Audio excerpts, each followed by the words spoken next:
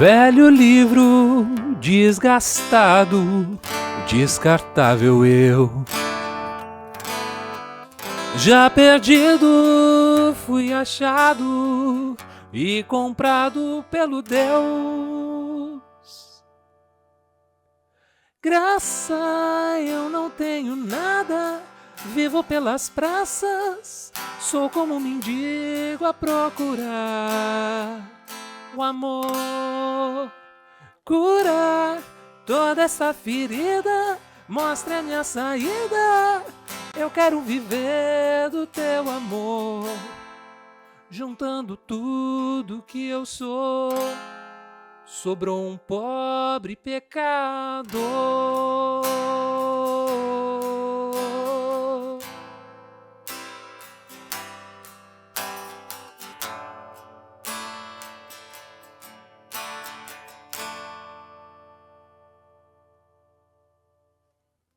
Velho livro desgastado, descartável eu.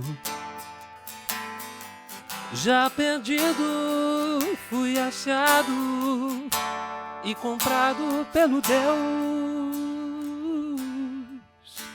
Graça, eu não tenho nada, vivo pelas praças, sou como um mendigo a procurar o amor. Cura toda essa ferida, mostre a minha saída. Eu quero viver do teu amor, juntando tudo que eu sou. Sobrou um pobre pecador.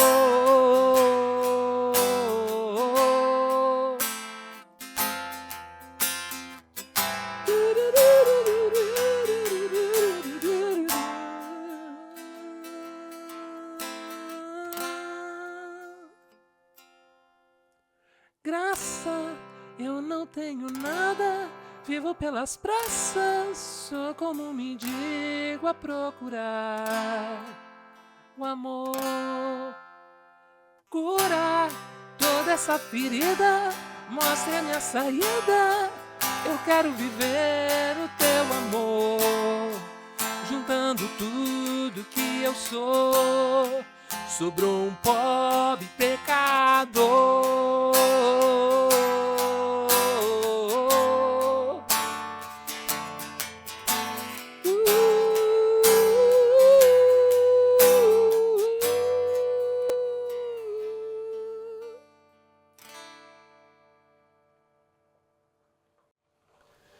Senhor Jesus, nos reunimos aos seus pés para te ouvir e aprender. Então, guia-nos, Espírito Santo, sensibiliza o nosso coração, coloca a gente para lembrar de tudo aquilo que o Senhor nos ensina. Pai querido, acolhe-nos no teu coração de misericórdia, que esse seja um tempo de aprendizado, de crescimento, de amadurecimento. Senhor, é isso que nós te pedimos, em nome de Jesus. Amém.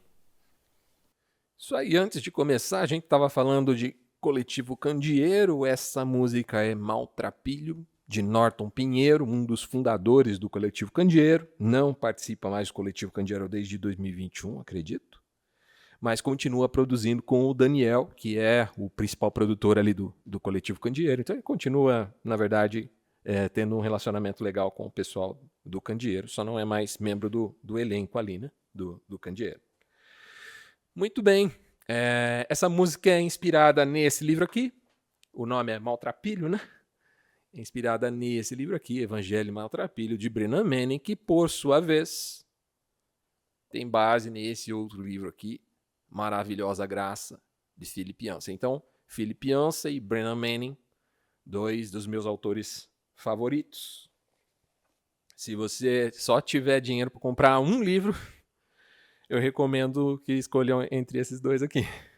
Evangelho e Maltrapilho, de Brennan Manning, e Maravilhosa Graça, de Philip Yancey. São dois livros que falam basicamente do mesmo assunto, né? Da graça de Deus, e que dão base para aquilo que a gente vai conversar hoje aqui. Bom,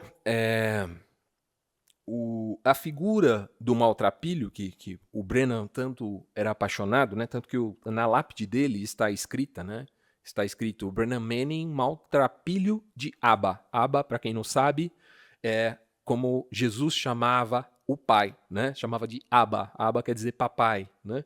E o Brennan Manning pediu, né? Ele faleceu alguns anos atrás, pediu para colocar na lápide dele essa frase: Brennan Manning, maltrapilho de Abba. Essa ideia do maltrapilho está presente também naquele hino antigo, Maravilhosa Graça, né? Maravilhosa graça que perdido me encontrou, estando cego pude ver a graça do Senhor. Então fala de alguém que está realmente completamente necessitado de ajuda, né? E essa é a figura que esses dois autores vão utilizar. É a figura que o Norton Pinheiro também utiliza nessa canção dele, Maltrapilho, né? Da necessidade de Deus. Muito bem, a gente já estudou aqui, algum tempo atrás, o texto de Ezequiel 16, 48 a 50, em que Deus fala, através do profeta Ezequiel, qual havia sido o pecado de Sodoma. Geralmente a gente tem com muita clareza qual era o pecado de Sodoma e a gente pensa em um pecado de ordem sexual, né?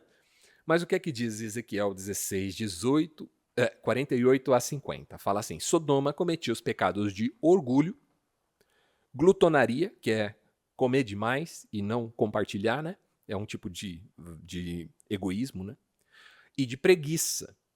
Enquanto os pobres e necessitados sofriam, era arrogante e cometia pecados detestáveis. Por isso eu a exterminei, como você viu. Foi o que Deus falou através do profeta Ezequiel.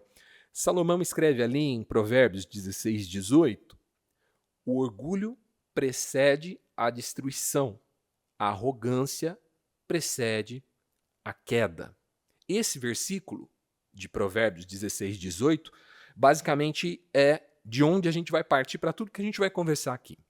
O orgulho precede a destruição, a arrogância precede a queda. Se tem um pecado que é tolerado e às vezes até estimulado pela religião, é o pecado do orgulho.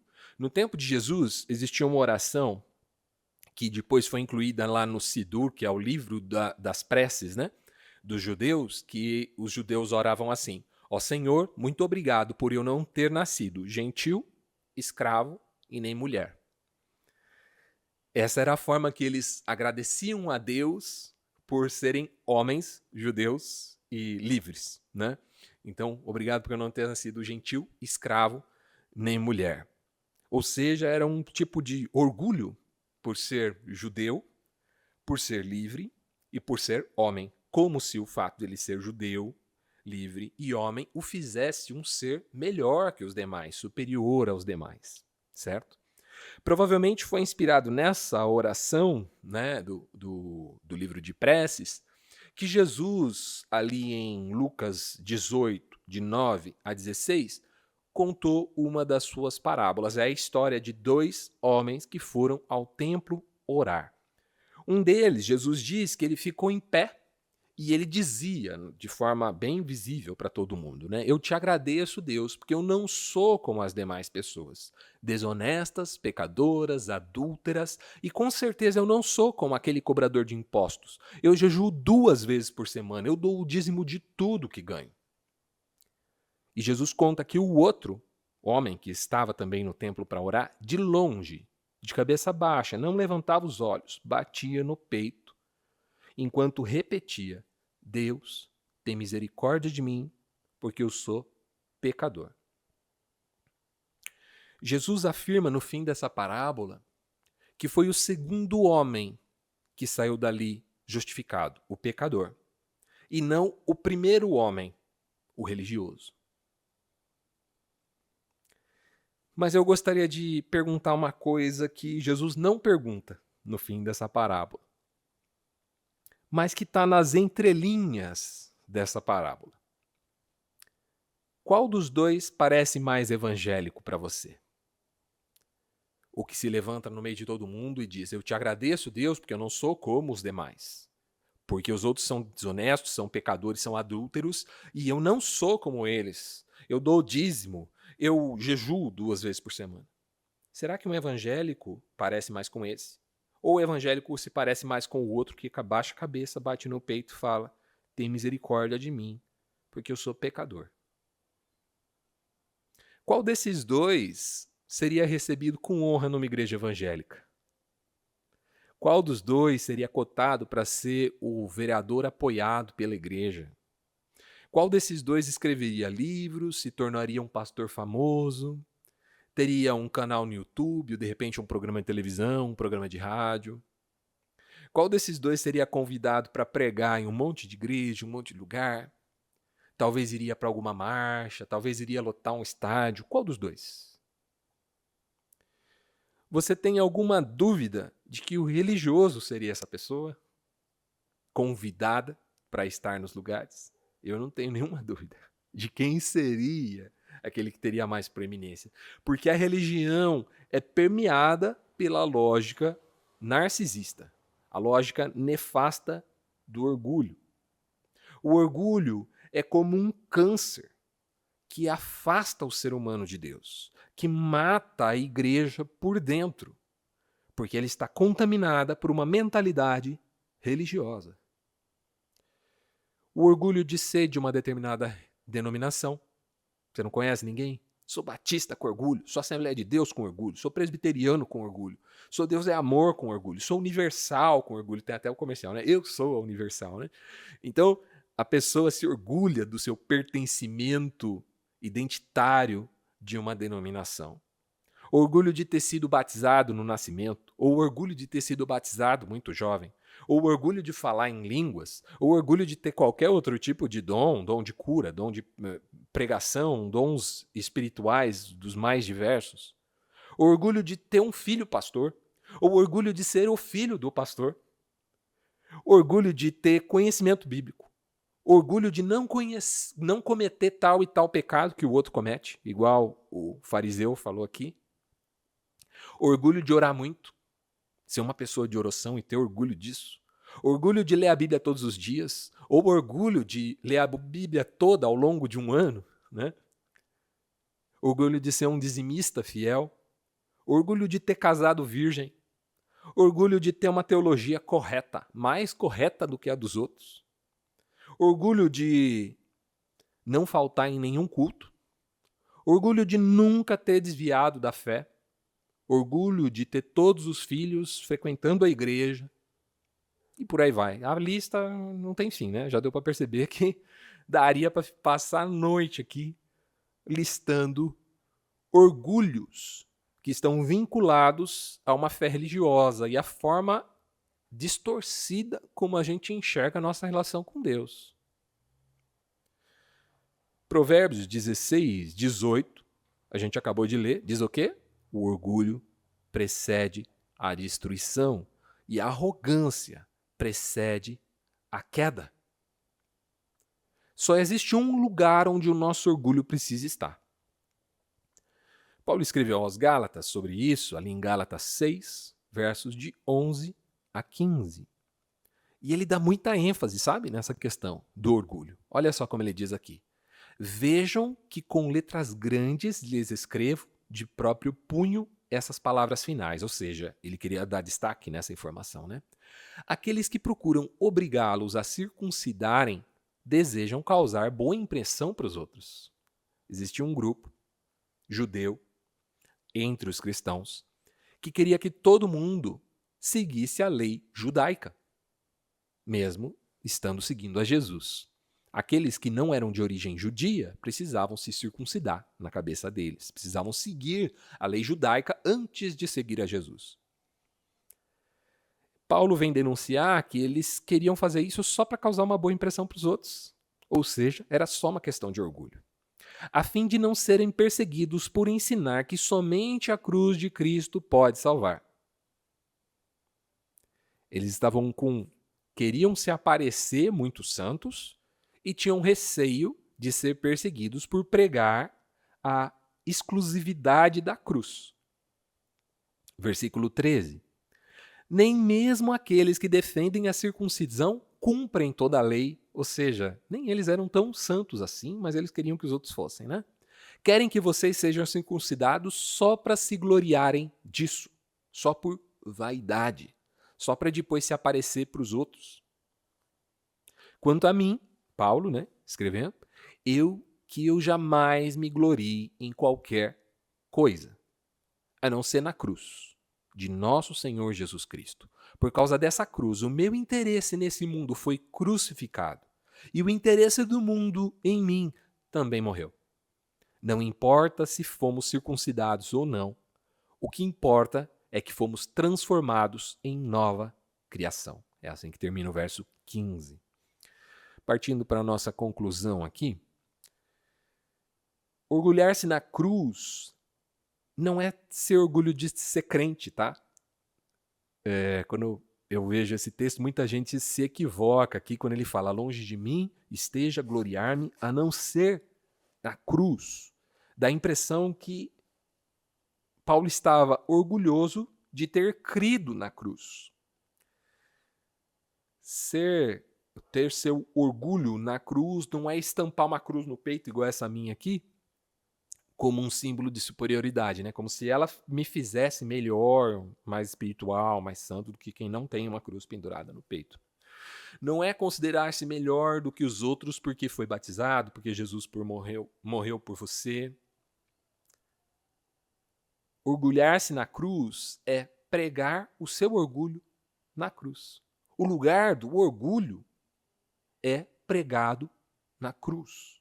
É crucificar o seu interesse, como Paulo escreveu aqui. O meu interesse no mundo foi crucificado. É pregar na cruz sua vaidade. É pregar na cruz todo o reconhecimento que você esperava receber. Não importa se você foi circuncidado, não importa se você foi apresentado ou batizado quando era uma criança, não importa se você pertence nessa ou naquela denominação, ou se não pertence a nenhuma também. Não importa se você fala ou não fala em línguas, não importa se você jejua ou não, não importa se você leu a Bíblia toda em um ano ou se faz mais de um ano que você não lê a Bíblia, não importa. Todos nós somos maltrapilhos, todos nós somos indignos. O que importa é que cada um de nós foi comprado por Jesus a preço de sangue.